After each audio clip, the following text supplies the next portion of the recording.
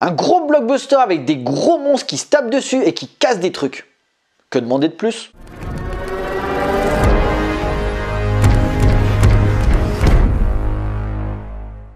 Bonjour à tous, il va être question de Godzilla vs Kong réalisé par Adam Wingard.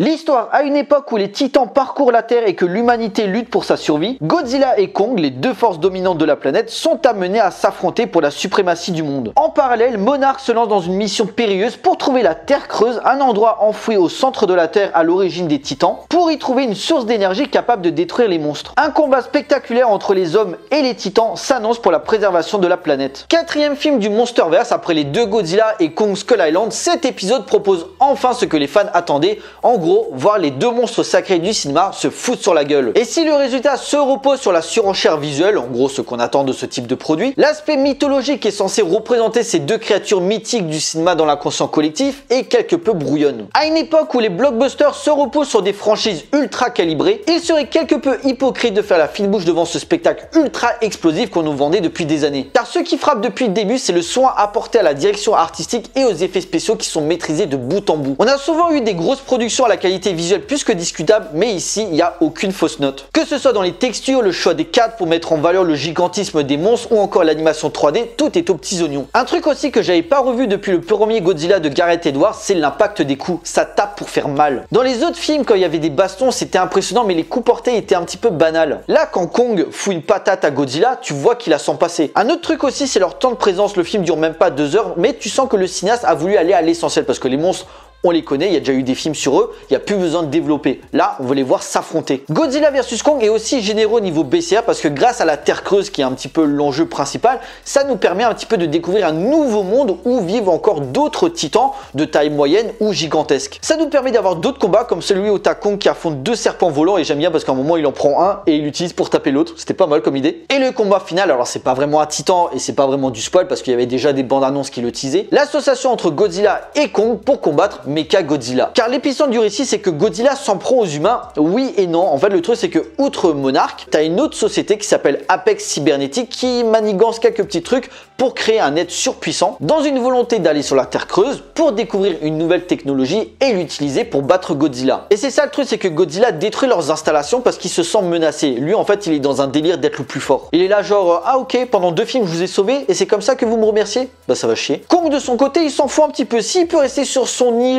tranquille à se baigner, à bouffer et à se gratter le cul pour savoir si ça pue, ceux qui ont vu la scène d'ouverture savent de quoi je parle, bah ça le dérange pas, tu vois, lui il veut rester en paix. Mais Godzilla il veut montrer, c'est moi le boss, vous me respectez, je veux pas de concurrence, vous les humains, vous restez à votre place. Pour ce qui est des humains insignifiants à leurs yeux, le background de certains personnages porte préjudice à la narration. Autant l'axe avec les scientifiques est vraiment réussi avec la découverte de la Terre creuse et leurs agissements qui aboutiront au combat final, autant l'arc avec Millie Bobby Brown, il sert à rien, ça ralentit le rythme, clairement il aurait pu être coupé. Elle est juste là pour prouver que Godzilla en fait il est pas vraiment méchant et que s'il s'en prend aux humains c'est qu'en fait il a une raison. Du coup elle parle avec son pote Guy qui est un ancien employé de Apex et en fait ils vont dans les vestiges de la base que Godzilla avait détruit au début et ils trouvent un ascenseur secret qui les met dans un vaisseau et ce vaisseau les font passer de, je crois qu'ils étaient en Floride, à Hong Kong, dans une autre base de Apex où ils sont en train de créer le Mecha Godzilla. Mais ils auraient pu le présenter autrement, surtout que la connexion qu'avait Madison avec Godzilla dans le précédent opus est ici absente. Et je trouve que ça démystifie les monstres. Il faut forcément trouver une raison rationnelle à leurs agissements. Là où le premier Godzilla, celui de 1954, était une réponse au bombardement d'Hiroshima. L'aspect humain donne un second degré vraiment problématique sur un film se prenant trop au sérieux sur les questionnements et la nature des monstres. Au final, on se retrouve avec des combats de monstres certes bien foutus et lisibles malgré le surplus de détails, mais avec des passages obligé ralentissant le récit, donnant plus l'impression d'avoir d'une grosse bande-annonce pour te montrer l'avenir de la franchise. Alors ce qui devait être à la base un combat explosif pour ravir les fans, ben finalement on se retrouve avec un gros plouf pour te dire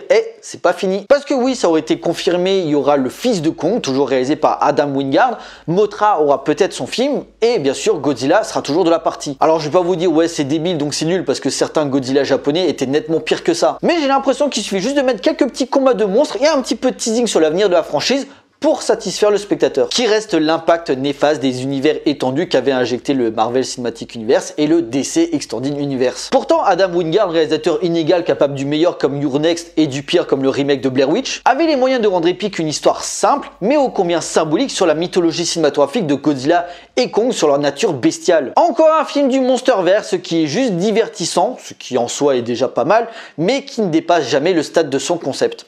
Dommage. En conclusion, Godzilla vs Kong est un distrayant film popcorn qui fera plaisir aux amateurs du genre, mais les nombreux trous dans le scénario et ses quelques facilités empêchent le film d'être marquant dans son style. Une œuvre anecdotique qui, malgré des combats intenses et des décors magnifiques, est juste un gros bonbon vite avalé pour passer à autre chose. On déconnecte notre cerveau, on bouffe 2 heures de furie visuelle et après, pas grand chose. La mise en scène, certes élégante et efficace sur les bastons, n'arrive jamais à transcender le discours sur la dangerosité des créatures et la menace qu'elles sont censées engendrer. Un film plaisant à voir mais qui, à part l'arc de la Terre creuse, ne prend guère de risques là où les opus précédents proposaient quelques originalités. Une histoire trop décomplexée pour compenser son manque d'ambition. Encore une fois, revoyez Pacific Rim de Guillermo del Toro qui avait compris les codes et les thématiques du film de kaiju. C'est sympa, mais c'est juste sympa. C'est pas méchant comme ça devrait l'être. Voilà, cette vidéo est à présent terminée. J'espère qu'elle vous a plu. N'hésitez pas à liker, à partager auprès de vos amis si vous en avez. Pensez à me laisser des commentaires pour me dire ce que vous avez pensé du film. N'hésitez pas à me suivre sur les différents réseaux sociaux pour suivre l'actualité de la chaîne, sans oublier de vous abonner pour la soutenir. Pour nous, on se retrouve pour une prochaine vidéo. D'ici là, portez-vous bien. Allez voir des films. Ciao.